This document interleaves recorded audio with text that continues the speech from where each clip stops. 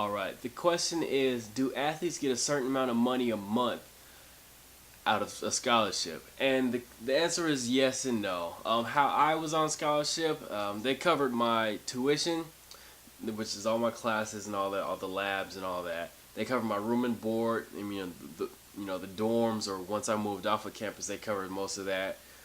And then they covered what else did they cover? They covered my food, my meal plan, which is key because we got to eat. We're athletes, we eat. Um, so all I had to do was pay for books, and it's usually around, I don't know, 200-300 bucks, $400. It all depends what classes you're taking.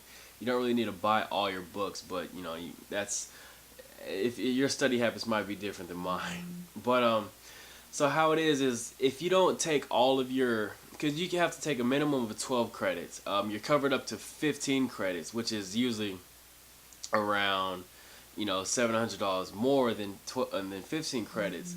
It's a whole another class. But so if I took 12 credits, that means I would get about $1,300 back. At the beginning of the semester, and it goes by semester. Some schools do quarters. So at the beginning of the semester, I got that $1,300 back. It'll hit my, I'll get a check, and then I can put it in my bank account. And then for the rest of the semester, that's kind of like, just my kickback money, just for the rest or whatever. I mean, all my food, my room and board was covered, and my tuition was covered. So I didn't really have any expenses, so you can kind of just ration that out and, buy cool stuff with it. Or you can just save it, for a rainy day. At bigger schools, they cover everything. You do get a housing stipend if you're on, if you live on campus, they'll cover your dorm life and all that. If you're living off campus, they'll most likely cover that. It differs from school to school. This is kind of tough to answer for every school, every situation, every person. But I know that players do get money, and they, and if they run out of money, they can get more money. It's not really straight up or down, but if you go to a huge school, just know that you'll be taken care of if you're a good player.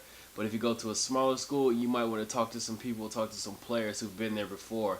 They might get you on a percentage scholarship. They might get you on a full scholarship that doesn't cover everything.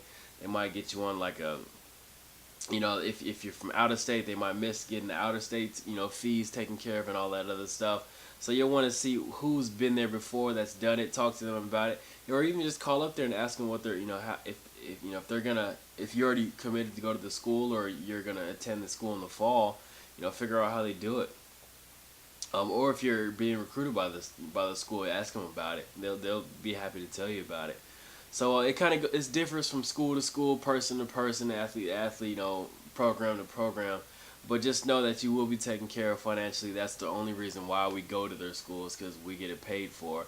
And I mean, of course, it's football. So they know that we want to get money out of, just being an athlete, and we can't really be on payroll, but that's a whole other conversation. So they will take care of you financially. But yeah, thanks for that question. Feel free to share that question over all your social networks. Click that subscribe button. That lets me know that I'm actually helping you out. And feel free to send in more questions. Thank you.